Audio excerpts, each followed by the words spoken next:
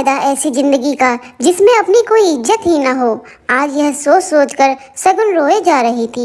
शगुन जिसकी शादी अमित से हुई थी, जो कि बड़े घराने का लड़का था, परिवार पैसे वाला था। शगुन मध्यम वर्गीय परिवार से थी। ससुर की सरकारी नौकरी थी। घर में सास ननद देवर थे। शगुन के पिता ने एक विवाह पत्रिका में उसका नाम दर्ज कराया था, जिसे देखकर अमित के पिता ने उनसे मिलने की इच्छा जताई थी। शगुन पढ़ी लिखी थी और मुंबई जैसे शहर में नौकरी करती थी, जबकि अमित के पिता राधे मोहन इटावा जैसे जिले में नौकरी करते थे। अमित के बारे में उसके पिता ने बताया था कि उसने ITI किया हुआ है, वो भी मैकेनिकल से, अपना खुद का काम करता है। शगुन के पिता ने जब जांच पड़ताल कराई तो उन्हें सब ठीक लगा। अमित के माता पिता बहन भाई सब शगुन के घर उसे देखने पहुंचे तो उन्होंने शगुन को पसंद कर लिया। पर शगुन ने कहा कि वो शादी के बाद भी काम करेगी, क्योंकि उसका काम ऑनलाइन होता था। किसी ने भी उसमें ऐतराज़ नहीं किया। शगुन की शादी हो गई। वो इटावा जैसे छोटे कस्बे में चली गई। हालांकि शगुन की माँ ने कहा था कि मुंबई जैसे बड़े शहर में रहने वाली शगुन इटावा में कैसे रह पाएगी, परंतु शगुन के पिता ने बात नहीं मानी और उस पर दबाव दे दिया। शगुन के ससुराल में थोड़े दिन तो सब ठीक चल रहा था, जब शगुन ने देखा कि अमित कभी तो पूरा पूरा दिन घर में ही रहता है और कभी 1-2 घंटे बाहर जाता है, फिर वह घर में आ जाता है। महीना बीतने पर शगुन ने अपने खर्चों के लिए अमित से पैसे मांगे तो उसने कहा कि मम्मी से ले लो।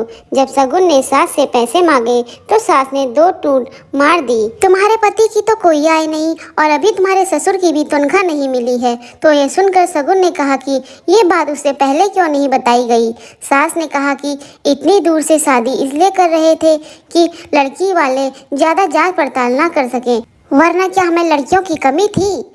ये सुनकर शगुन को बड़ा ही धक्का लगा और शगुन ने अपना ऑनलाइन काम करना शुरू कर दिया। तब उसकी सास और ननद को खलबली मचने लगी। अमित और शगुन के बीच अनबन शुरू हो गई। शगुन ने अपने मायके में बताना उचित नहीं समझा।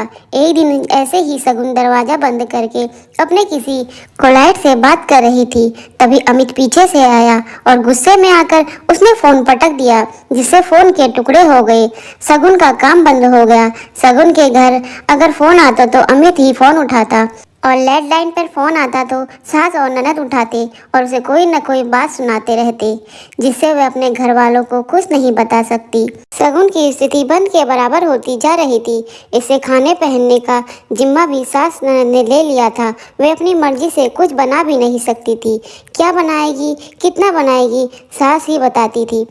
अगर बनाते टाइम आटा कम पड़ गया तो शगुन दोबारा आटा मांग भी नहीं सकती थी। एक रात शगुन अपने घर भागकर पुलिस थाने चली गई। वहां थाना इंचार्ज ने उसके पिता से बात करवाई।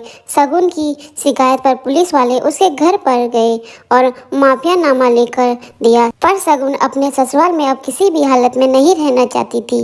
मायके आकर शगुन ने एक कंपनी ज्वाइन कर ली और साथ ही एक NGO भी ज्वाइन कर लिया, जहां वो अपनी सैलरी का कुछ हिस्सा देकर जैसे महिलाओं की मदद करती थी और सिलाई मशीन की व्यवस्था करवाई। जो महिलाएं सिलाई जानती थी उनसे नए डिजाइन के कपड़े सिलवाए और उनका ऑनलाइन बिजनेस करवाया। आज शगुन एकदम आत्मनिर्भर की तरह आगे बढ़ रही है।